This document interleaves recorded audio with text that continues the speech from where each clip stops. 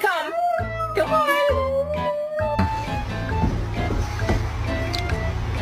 Oh, and then what is this?